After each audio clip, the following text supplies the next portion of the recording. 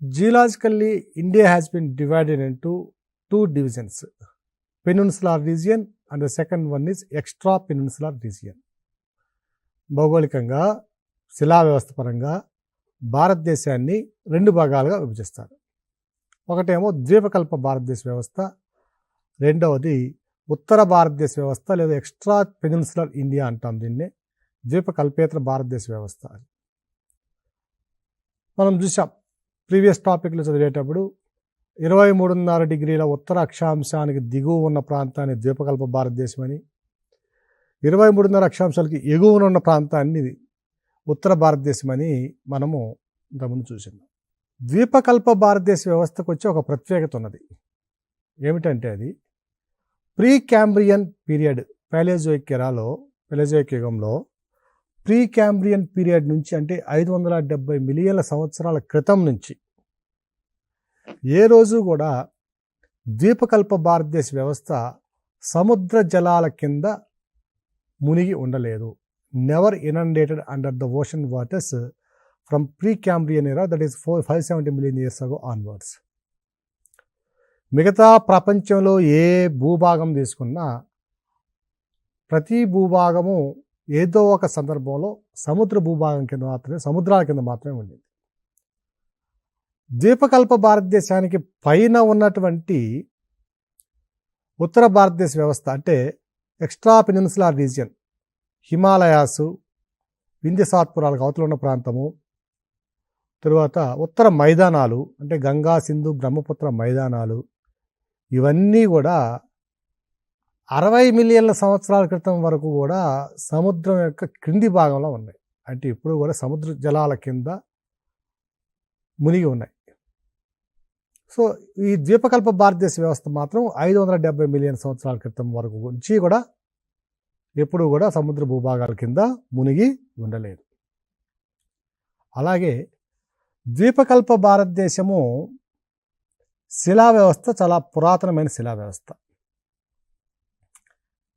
హిమాలయ ప్రాంతంలో ఉన్నటువంటి శిలా వ్యవస్థ మాత్రం చాలా యుక్త వయసు, చాలా చిన్న వయసు కలిగినటువంటి, తక్కువ అత్యల్ప వయసు కలిగినటువంటి శిలా వ్యవస్థ. ఈ హిమాలయాలు అనేవి 60 మిలియన్ల సంవత్సరాల క్రితం వరకు కూడా భౌగోళికంగా ఉనికి లేదు వాటికి. ద్వీపకల్ప భారతదేశము, దానికి పైన ఉన్నటువంటి ఏషియా ప్రాంతము, ఈ రెండు కూడా మనం గమనించినట్లయితే ఇది ద్వీపకల్ప భారతదేశం, పెనిన్సులార్ ఇండియా. ఈ పైన ఉన్న ప్రాంతం అంతా కూడా ఏషియా ప్లేట్, దీన్ని లారేషియా అని కూడా అంటాం. ఈ రెండిటికి మధ్య ఒక సముద్రం ఉండేది, దాన్నే టెథిస్ సీ అంటారు, పేరు పెట్టారు.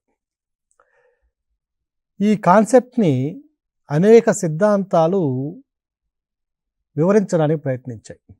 కొన్ని 10 మంది 100 మంది ప్రయత్నించారు మనం చెప్పుకోబోయే కాన్సెప్ట్ని వివరించడానికి. వాటిలో ప్రధానమైనది ఏమిటంటే Henry Hess sea floor spreading theory. Henry Hess sea floor spreading theory, సముద్ర భూతల వ్యాప్తి సిద్ధాంతం ఒకటి. ఆల్ఫ్రెడ్ వెజనర్, ఇది ఇంతకుముందు సివిల్స్లో బిట్టు, ఫిలిమ్స్లో కూడా బిట్ అండి. ఖండచలన సిద్ధాంతం ఒకటి. దీని యొక్క ఇంతకుముందు గ్రూప్ 1 ఫిలిమ్స్లో వచ్చిన బిట్ అండి ఇది. ఖండచలన సిద్ధాంతాన్ని ప్రతిపాదించింది ఎవరు క్రింది వాళ్ళు అన్నారు, ఆల్ఫ్రెడ్ వెజనర్స్ ఖండచలన సిద్ధాంతం కన్నా continental drift theory of Alfred Wegener. మూడవది ప్లేట్ టెక్టానిక్ థియరీ.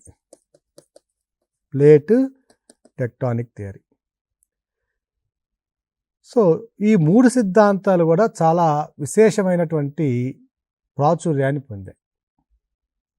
దేనిని వివరించడంలో అంటే హిమాలయాలు, దీన్ని టెర్షరీ శిలా వ్యవస్థ అంటున్నాం. ఈ టెర్షరీ శిలా వ్యవస్థని ఆవిర్భావము, వాటి యొక్క విస్తృతిని వివరించడంలో ఈ 3 సిద్ధాంతాలు విశేషమైనటువంటి ప్రాచుర్యాన్ని పొందాయి. ఈ ప్లేట్ టెక్టానిక్ సిద్ధాంతాన్ని ప్రతిపాదించిన వ్యక్తి WJ Morgan. W.J. Morgan's plate tectonic theory, Alfred Wegener's continental drift theory, and Henry Hairy Hess seafloor spreading theory. All these three theories were very prominent in the evolution of the tertiary landscapes like Himalayas and northern plains, etc. So ఈ సిద్ధాంతాల ప్రకారం ఏమైందంటే ఈ ద్వీపకల్ప భారతదేశానికి మరలా అవతల ఉన్నటువంటి Asia భూభాగానికి మధ్యలో ఒక సముద్రం ఉండింది. దాన్నే టెథిస్ సీ అంటున్నాం. ఈ టెథిస్ సీలో ఉన్నటువంటి నిక్షేపాలు ఏవైతే ఉన్నాయో, అంటే టెథిస్ సముద్రంలోనికి నలువైపుల నుంచి అనేక నదీ వ్యవస్థలు తమతో పాటుగా క్రమక్షయం చెందించుకుని వచ్చిన degraded and eroded material have been deposit on the beds of the Tethys sea. క్రమక్షయం చెందించి తీసుకుని వచ్చిన భూభాగాన్ని అంతటినీ కూడా, ఆ శిలా వ్యవస్థను కానివ్వండి, నిక్షేపాలన్నింటినీ కూడా అక్కడ నిక్షేపించారు. ఈ నిక్షేపాలు క్రమంగా ఒత్తిడికి లోనయ్యాయి. ఎలా ఒత్తిడికి లోనయ్యాయి అంటే, ప్లేట్ టెక్టానిక్ థియరీ ప్రకారము భూభాగంలో ఏస్థెనోస్ఫియర్కి దిగువన దాదాపు 600 కిలోమీటర్లకు దిగువన, భూమి యొక్క ఉపరితల భాగం నుంచి 600 కిలోమీటర్ల దిగువన పలకలు ఏర్పడి ఉంటాయి. పలకలు ఎలా ఏర్పడతాయంటే, లోపలికి వెళ్ళే కొంది భూమి యొక్క అంతర్గత నిర్మాణంలో ఉష్ణోగ్రతలు క్రమంగా పెరుగుతూ పోతాయి. ఈ ఉష్ణోగ్రతలు క్రమంగా పెరగడానికి గల కారణం ఏమిటి? ఇది కూడా ఒక ప్రిలిమినరీ ప్రశ్న. ఈ ఉష్ణోగ్రతలు క్రమంగా పెరగడానికి గల కారణం ఏమిటంటే, లోపల ఉన్నటువంటి రేడియోధార్మిక మూలకాలు ఏవైతే ఉన్నాయో, యురేనియము, థోరియము, పొలోనియము, సీజియము, ఫ్రాన్షియము, ఇలాంటి మూలకాలు ఏవైతే ఉన్నాయో ఇవన్నీ కూడా నిరంతరాయంగా రేడియోధార్మిక వికిరణాలని ప్రసారిస్తూ ఉండడం వల్ల, రిలీజ్ చేస్తూ ఉండడం వల్ల, కానీ రేడియో యాక్టివ్ రేస్ని ఎమిట్ చేస్తూ ఉండడం వల్ల క్రమంగా ఉష్ణోగ్రత పెరుగుతాయి. ఈ ఉష్ణోగ్రతలు పెరిగిన సమయంలో ఏమవుతుందంటే, ఈ భూమి లోపల ఉన్నటువంటి లోపల భాగంలో కొన్ని ప్రాంతాల్లో ఉష్ణోగ్రతలు తక్కువగాను, కొన్ని ప్రాంతాల్లో ఉష్ణోగ్రతలు ఎక్కువగాను ఉంటాయి. సో ఈ విధంగా ఉష్ణోగ్రతలు తక్కువ ఎక్కువ ఉండడంలో, ఉదాహరణకి ఇక్కడ 2000 డిగ్రీల సెంటీగ్రేడ్లు ఉంది, ఇక్కడ 2100 డిగ్రీల సెంటీగ్రేడ్లు ఉంది. సో మనకు తెలుసండి, ఉష్ణోగ్రత ఎప్పుడు కూడా, టెంపరేచర్ హీట్ అనేది ఎప్పుడు కూడా అధిక ఉష్ణోగ్రత నుంచి అల్ప ఉష్ణోగ్రతకు ప్రయాణిస్తుంది. సో ఈ విధంగా ప్రయాణించే క్రమంలో ఈ లోపల ఉన్న పదార్థం అంతా కూడా సెమీ మాల్టన్ స్టేట్లో ఉంటుంది. అంటే పూర్తిగా ద్రవము కాదు, పూర్తిగా ఘన పదార్థము కాదు. సో ఈ విధంగా ఉన్నప్పుడు అధిక ఉష్ణోగ్రత నుంచి అల్ప ఉష్ణోగ్రతకి ఉష్ణరాశి ప్రయాణించే క్రమంలో ఈ పదార్థం కూడా దాంతో పాటుగా చలిస్తుంది. ఒకవేళ ఇది కూడా ఇటువైపు కనుక చలించిందంటే, రెండు కూడా, దీన్ని ఒక పలక అంటాం, దీన్ని ఒక పలక అంటాం, ఈ రెండు కూడా ఒకదాంతో ఒకటి ఢీకొంటున్నాయి. సో వీటినే కాన్వర్జెంట్ ప్లేట్ బౌండరీస్ అంటాం, పలకల అభిసరణ సరిహద్దులు అంటాం. ఈ పలకల అభిసరణ సరిహద్దుల ప్రాంతంలో ఒత్తిడి బాగా ఎక్కువై ఈ టెథిస్ సముద్రం ఉన్నటువంటి ఈ ప్రాంతంలో,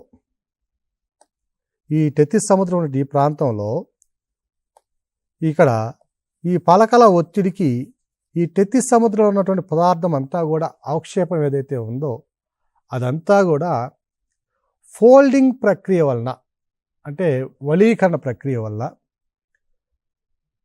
నెమ్మదిగా పైకి నెట్టడం జరిగింది. అంటే ఈ రెండు పలకల మధ్య ఉన్నటువంటి భాగంలో ఈ ఒకదానితో ఒకటి నెట్టుకున్నప్పుడు ఈ సముద్రంలో నిక్షేపమైనటువంటి పదార్థం ఏదైతే ఉందో అదంతా కూడా పైకి నెట్టడం జరిగింది. ఈ పైకి నెట్టే క్రమంలో ఇప్పుడు ఏమైందంటే, అదంతా కూడా వలీకరణ ప్రక్రియ ద్వారా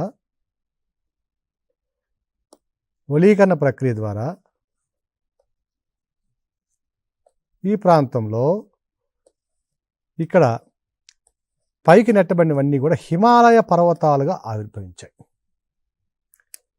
వీటిని గ్రేటర్ హిమాలయాస్ అని, మిడిల్ హిమాలయాస్ అని, ఔటర్ హిమాలయాస్ అని దీని యొక్క డిస్క్రిప్షన్ మరలా చూస్తాం. సో ఈ ప్రక్రియ ఎప్పుడు ప్రారంభమైందంటే 60 మిలియన్ల సంవత్సరాల క్రితం ప్రారంభమైన ప్రక్రియ.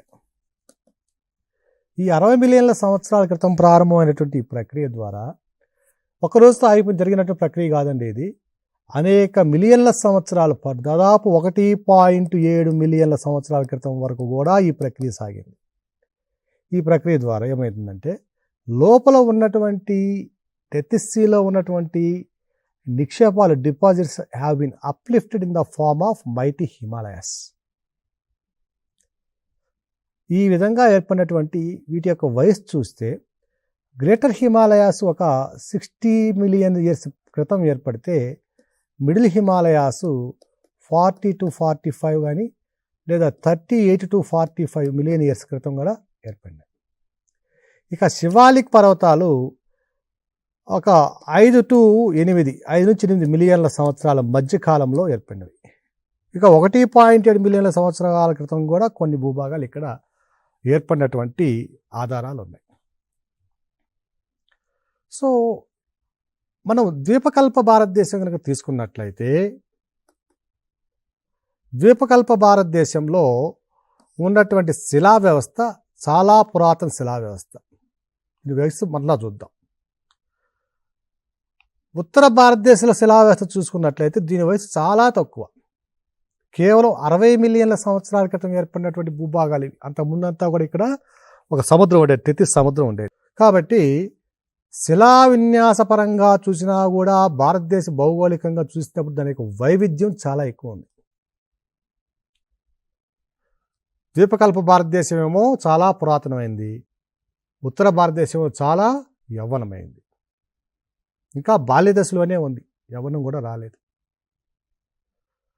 కాబట్టి శిలా వైవిధ్యం కూడా భారతదేశంలో చాలా ఎక్కువనే మనము చెప్పుకోవాలి.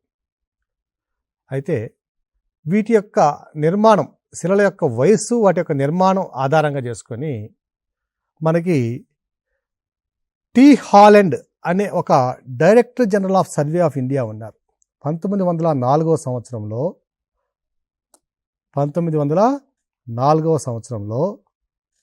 Sir T Holland, the then director general of survey of India, ఇది ఉప్పల్లో ఉందండి. ఇది చాలా పురాతనమైనటువంటి ఒక ఆర్గనైజేషన్ ఇది.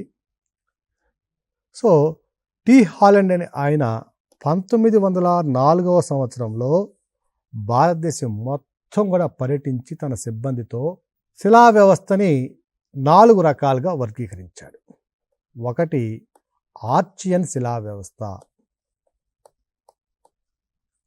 రెండవది పురాణ రాక్ సిస్టమ్ ఆర్ పురాతన శిలా వ్యవస్థ, మూడవది ద్రవిడియన్ రాక్ సిస్టమ్, ద్రవిడియన్ శిలా వ్యవస్థ, నాలుగవది ఆర్యన్ శిలా వ్యవస్థ, ఆర్యన్ రాక్ సిస్టమ్.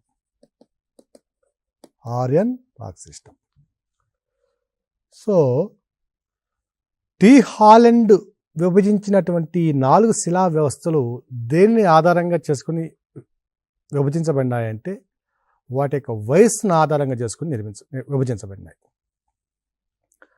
ఆర్చియన్ ప్రతి శిలా వ్యవస్థను కూడా మరలా సబ్ గ్రూప్స్గా, ఉపవిభాగాలుగా విభజించడం కూడా జరిగింది. ఆర్చియన్ శిలా వ్యవస్థను మళ్ళా నంబర్ 1లో ఉన్నటువంటి ఆర్చియన్ శిలా వ్యవస్థని 2 రకాలుగా విభజించడం జరిగింది. Archean granite rock system, Archean granite gneiss system అని కూడా అంటారు దీన్ని. రెండవది ధార్వార్ శిలా వ్యవస్థ,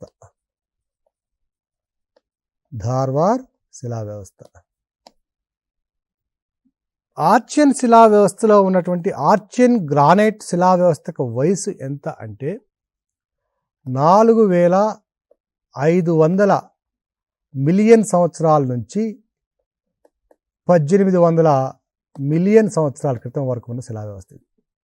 4500 ఎందుకు చెప్తున్నామంటే భూమి యొక్క వయస్సు 4.6 billion years. Evolution of planet Earth happened around 4,600 million years or 4.6 billion years ago. లేదా 460 కోట్ల సంవత్సరాల క్రితం ఏర్పడింది. It is believed that all the planetary system of solar system have been derived from the mass of the sun only. అన్ని గ్రహాలన్నీ కూడా సూర్యుని యొక్క ఒక పాక్షికమైన mass less than 1%, less than 0.1%. So అంత మాస్ నుంచే, సూర్యుడి నుంచి మాస్ నుంచే విడిపడి మన సౌర కుటుంబంలో ఉన్నటువంటి వివిధ గ్రహాలు ఏర్పడ్డాయి. ఈ గ్రహాల యొక్క వయసును దేన్ని బట్టి గుర్తిస్తామంటే, శిలల యొక్క వయసుని కార్బన్ డేటింగో లేదా మరొక అధునాతన ప్రక్రియ ద్వారానో నిర్ణయిస్తాం. ఇక్కడ ఉన్నటువంటి శిలా వ్యవస్థ వయసు ఎంత ఉంటుందంటే 4.6 బిలియన్ సంవత్సరాలు. భూమి ఏర్పడేటప్పుడు భూమి యొక్క ఉపరితల ఉష్ణోగ్రత 8,800 డిగ్రీల సెంటీగ్రేడ్ వరకు ఉన్నట్లుగా అంచనా వేయబడింది. దీని ప్రకారము ఈ శిలల వయస్సు 4.6 బిలియన్ సంవత్సరాలుగా లెక్కగట్టడమైంది. ఈ ఏర్పడినప్పుడు 8,800 డిగ్రీల సెంటీగ్రేడ్ ఉష్ణోగ్రత ఉన్నప్పుడు ఏ పదార్థం కూడా ద్రవ పదార్థ స్థితిలో కానీ ఘన పదార్థ స్థితిలో కానీ ఉండదు. No scope for the solid and liquid stages. Entire mass completely in the gaseous state. క్రమంగా వాయుస్థితిలో ఉన్నటువంటి ఈ పదార్థాలన్నీ కూడా, ఈ ద్రవ్యరాశి అంతా కూడా చల్లబడడం ద్వారా, అంటే టెరెస్ట్రియల్ రేడియేషన్ ప్రక్రియ, రేడియోధార్మిక వికిరణ ప్రక్రియ ద్వారా ఉన్నటువంటి ఉష్ణరాశి అంతా కూడా వికిరణ రూపంలో భూభాగాన్ని, భూమి యొక్క వాతావరణాన్ని వీడి స్పేస్లోకి, అంతరిక్షంలోకి వెళ్ళిపోయింది. ఇలా జరగడానికి 100 నుంచి 200 మిలియన్ల సంవత్సరాలు పట్టిందని ఒక అంచనా. సో ఈ విధంగా చూసినట్లయితే మొట్టమొదటి శిలా వ్యవస్థ వయస్సు ఎంత అంటే సుమారుగా 4,500 మిలియన్ల సంవత్సరాలు. సో అత్యంత పురాతనమైన శిలా వ్యవస్థ భారతదేశంలో ఏది అంటే అది ఆర్చియన్ గ్రానైట్ శిలా వ్యవస్థ. ఇది ఇగ్నియస్ రాక్ సిస్టమ్. శిలలు 3 రకాలుగా వర్గీకరించుకోవచ్చు. ఏమిటంటే అవి, ఒకటి అగ్నిశిలలు, ఇగ్నియస్ రాక్ సిస్టమ్స్. రెండవది సెడిమెంటరీ రాక్ సిస్టమ్, అవక్షేప శిలలు. మూడవది వచ్చి రూపాంతర శిలలు, అంటే మెటమార్ఫిక్ రాక్ సిస్టమ్. ఈ రెండవ రకము మూడవ రకము శిలా వ్యవస్థలకి, ఈ రెండిటికి మూలం ఎవరంటే అగ్నిశిలలే. ఈ అగ్నిశిలలు ఎలా ఏర్పడతాయంటే, ఇవి మరలా అగ్ని పర్వత విస్ఫోటన ప్రక్రియ ద్వారా, అగ్నిపర్వతాలు విస్ఫోటిస్తాయి. విస్ఫోటన ప్రక్రియ ద్వారా లోపల ఉన్న మాగ్మా చల్లబడి బయటకు వచ్చి, వెలుగు నుంచి చల్లబడి లావాగాను శిలలుగాను మారుతుంది. సో అగ్నిపర్వత ప్రక్రియ ద్వారా ఏర్పడి లోపల ఉన్నటువంటి మాగ్మా చల్లబడితే దాన్ని అగ్నిశిల అంటాం. ఈ అగ్నిశిలల నుంచి మరలా అవక్షేప శిలలు ఏర్పడతాయి. ఉదాహరణకి ఏదైనా ఒక పర్వతం ఉంది, ఆ పర్వతం మీద ఉన్నటువంటి అగ్నిశిల క్రమక్షయానికి గురవుతుంది. ఎండకి ఎండడం, వాన తడవడం, ఒక యానిమల్స్ లేదా బర్డ్స్ యొక్క ఎక్స్క్రీషన్స్, అంటే జంతువుల యొక్క విసర్జ పదార్థాలు, గాలిలో ఉన్నటువంటి తేమ, వాయురాశుల్లో ఉన్నటువంటి కొన్ని ఆమ్లధర్మాలు, వీటన్నిటి వల్ల, మంచు కొండలు, వీటన్నింటి వల్ల కూడా క్రమంగా క్రమక్షయం చెంది ఈ కొండ మీద ఉన్న శిల నెమ్మదిగా జారి ఎక్కడెక్కడో బెడ్స్గా ఏర్పడుతుంది. సో అవక్షేపణ ప్రక్రియ ద్వారా ఏర్పడినాయి కాబట్టి వీటిని అవక్షేప శిలలు అంటాం. సెడిమెంటరీ రాక్ సిస్టమ్ అంటాం. లిథిఫికేషన్ ప్రాసెస్ ఉంటుంది ఇక్కడ. సో లిథిఫికేషన్ ప్రాసెస్ ద్వారా ఏర్పడిన సెడిమెంటరీ రాక్ సిస్టమ్ ఇది రెండవది. ఈ రాక్స్ మరలా ఏమవుతాయంటే, సెడిమెంటరీ రాక్ సిస్టమ్ కానీ మొదటిది కానీ రెండుది కానీ కొన్ని కెమికల్ రియాక్షన్స్కి లేదా ఫిజికల్ స్ట్రెసెస్కి గురవుతాయి. లోపల ఉన్నటువంటి ఆ శిలా వ్యవస్థ అధిక ఉష్ణోగ్రతలకి పీడనాలకి లోను కావచ్చు. అప్పుడు ఏమవుతుందంటే అగ్నిశిలలు కానివ్వండి, అవక్షేప శిలలు కానివ్వండి రూపాంతరం చెందుతాయి, మెటమార్ఫోజ్ అవుతాయి. అందువల్ల మెటమార్ఫిక్ రాక్ సిస్టమ్ అంటాం. Metamorphic rock system best example diamond. Graphite ఏదైతే ఉందో భూమిలో, ఆ గ్రాఫైటు అధిక ఉష్ణోగ్రత దాదాపుగా 3500 3600 డిగ్రీల సెంటీగ్రేడ్ పైన, ఇంకా అధిక పీడనానికి కనుక లోనైతే ప్యూర్ కార్బన్ బొగ్గు డైమండ్గా మారిపోతుంది. అది రూపాంతర శిలా వ్యవస్థ ఉదాహరణ. ఇక మన ఐరన్ కానివ్వండి, కోలు కూడా కానివ్వండి, ఐరన్, మెటల్స్, ఇవన్నీ నాన్ మెటల్స్, ఇవన్నీ కూడా అవక్షేప శిలలకు ఉదాహరణలు. They are the best examples for the sedimentary rock system. ఇప్పుడు మనకు ఉన్నటువంటి శిలా వ్యవస్థ 4 రకాల్లో మొదటిది ఆర్చియన్ గ్రానైట్ శిలా వ్యవస్థ అగ్నిశిలకు ఉదాహరణ. It is the best example for the igneous rock system. దీని వయస్సు 4500 నుంచి 1800 మిలియన్ల సంవత్సరాలు. రెండవ శిలా వ్యవస్థ ధార్వార్ శిలా వ్యవస్థ. ఇది అత్యంత పురాతనమైన రూపాంతర మరియు అవక్షేప శిలలకు ఉదాహరణ. రెండవది ధార్వార్ శిలా వ్యవస్థ. ఇది దేనికి బెస్ట్ ఎగ్జాంపుల్ అంటే it is the first sedimentary and metamorphic rock system of India.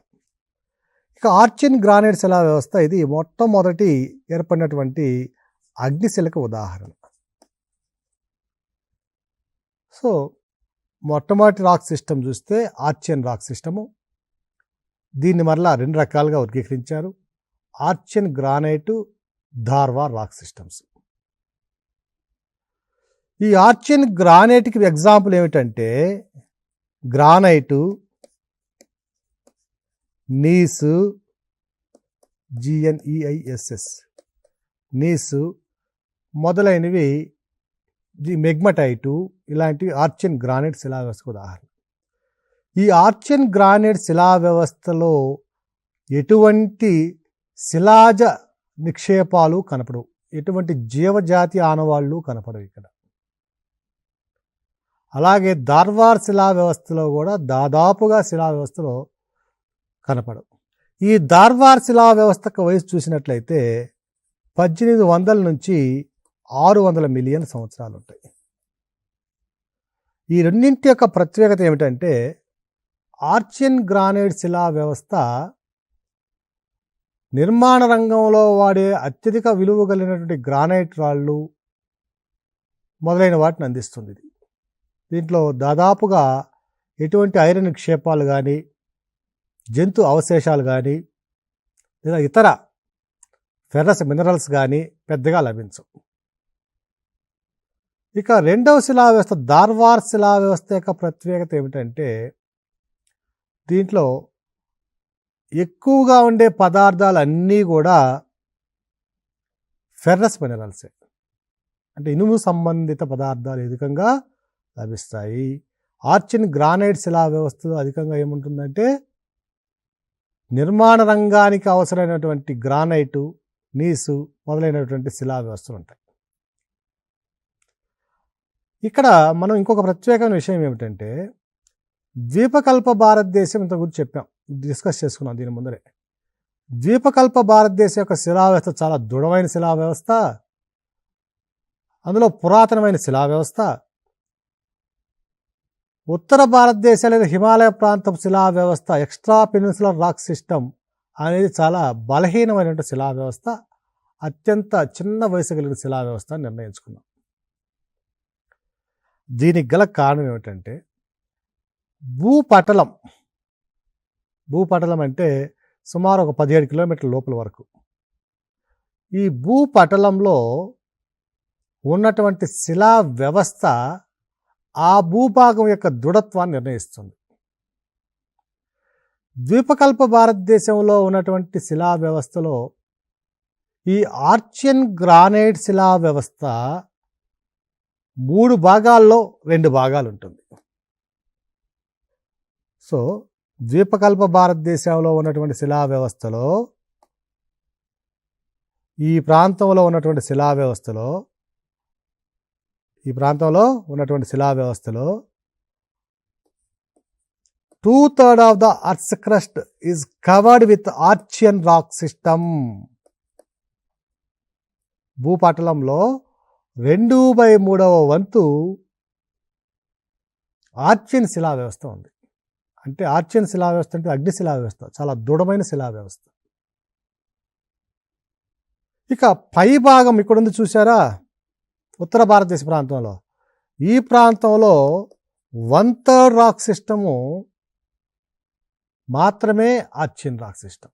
భూపటలంలో earth క్రస్ట్లో ద్వీపకల్ప భారతదేశంలో ఆర్చియన్ శిలా వ్యవస్థ 2/3 భాగాలు ఉంటే, 3/2 వంతులు ఉంటే, ద్వీపకల్ప భారతదేశం పైన ఉన్నటువంటి ఉత్తర భారతదేశంలో 3 భాగాలలో లేదా 3/1 వంతు మాత్రమే ఆర్చియన్ శిలా వ్యవస్థ ఉంది. ఈ ఆర్చియన్ శిలా వ్యవస్థ అనేది ఎలాంటిదంటే, మనిషికి వెన్నెముక ఎలాంటిదో భూపటలం మీద ఉన్నటువంటి భూస్వరూపాలను నిలిపి ఉంచడానికి అవసరమైనటువంటి శక్తిని, అవసరమైనటువంటి ధర్మాల్ని కలిగి ఉండే శిలా వ్యవస్థ ఇది. అటువంటిది. ఉదాహరణకి పశ్చిమ కనుమలు తీసుకున్నాం అనుకోండి. పశ్చిమ కనుమలు పర్వతంగా ఉన్నాయి అంటే ఆ ఆర్చియన్ శిలా వ్యవస్థ ఏదైతే ఉందో దాన్ని, ఆ పర్వతాల్ని పట్టుకొని నిలబెట్టుంది. హిమాలయాలైనా ఈరోజు నిలబడి ఉన్నాయి అంటే దానికి కారణం ఏంటంటే అక్కడ ఆర్చియన్ శిలా వ్యవస్థ ఉండడం. సో ఈ ఆర్చియన్ శిలా వ్యవస్థ దేన్ని నిర్ణయిస్తుందంటే ఆ ప్రాంతంలో ఉన్నటువంటి దృఢత్వాన్ని నిర్ణయిస్తుంది. ద్వీపకల్ప భారతదేశంలో ఆర్చియన్ శిలా వ్యవస్థ ఎక్కువగా ఉండడం వల్ల ఈ ప్రాంతం దృఢంగా ఉంది. అందువల్లనే భూకంపాల తీవ్రత కూడా తక్కువగా ఉంటుంది. అదే హిమాలయ ప్రాంతాల్లో ఉన్నటువంటి శిలా వ్యవస్థను కనుక చూస్తే 3 భాగాలలో 3/1 వంతు మాత్రమే ఆర్చియన్ శిలా వ్యవస్థ ఉంది. కాబట్టి ఆ ప్రాంతంలో ఉన్నటువంటి భూపటలంలోని వివిధ భూస్వరూపాల యొక్క దృఢత్వం అనేది తక్కువగా ఉంటుంది. అందువల్లనే హిమాలయ ప్రాంతాలలో ఎక్కువగా ల్యాండ్ స్లైడ్స్, భూతాపాలు జరుగుతుంటాయి, భూపాతాలు. సో ల్యాండ్ స్లైడ్స్ ఎక్కువగా జరుగుతుంటాయి. ఇక మొత్తం హిమాలయ వ్యవస్థలు అంతట్లో కూడా ప్రత్యేకంగా గుర్తుపెట్టుకోవాల్సిన అంశం ఇది. హిమాలయ వ్యవస్థ అంతా 3/1 వంతు అటు ఇటుగా, కొంత ఎక్కువ కొంత తక్కువగా ఆర్చియన్ శిలా వ్యవస్థ ఉన్నప్పటికీ సిక్కిం భూభాగంలో అసలు ఆర్చియన్ శిలా వ్యవస్థే లేదు అని శాస్త్రజ్ఞులు నిర్ణయించారు.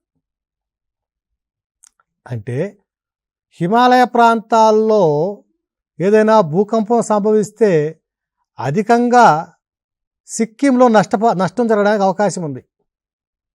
దీనికి గల కారణం ఏంటంటే దృఢమైనటువంటి అగ్నిశిలా వ్యవస్థ అక్కడ ఆబ్సెంట్ లేదు.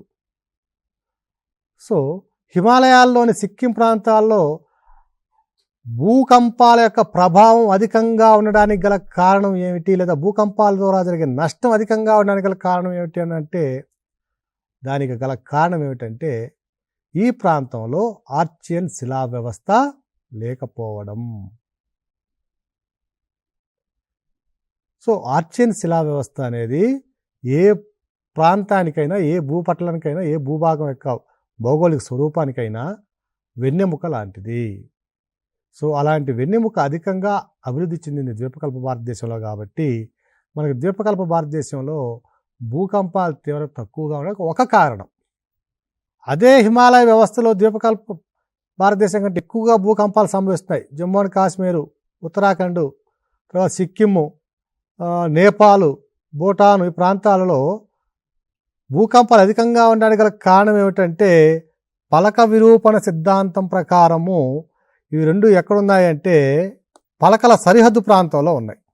పలకల సరిహద్దు ప్రాంతంలో ఉన్నాయి. ఈ పలకల సరిహద్దు ఉన్నటువంటి ప్రాంతం కాబట్టి ఇంతకుముందు చూసామండి.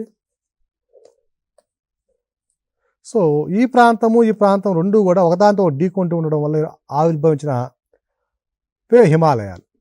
సో పలకల సరిహద్దు ప్రాంతంలో ఉండడం వల్ల భూభాగాలు అటు ఇటుగా కదలడానికి అవకాశం ఎక్కువగా ఉన్న ప్రాంతం కాబట్టి ఈ ప్రాంతంలో మనకి భూకంపాల తీవ్రత అధికంగా ఉంటుంది. సో నెక్స్ట్ సెషన్లో మనము ధార్వార్ శిలా వ్యవస్థ గురించి, మిగతా శిలా వ్యవస్థల గురించి తెలుసుకుందాం. ధన్యవాదాలు.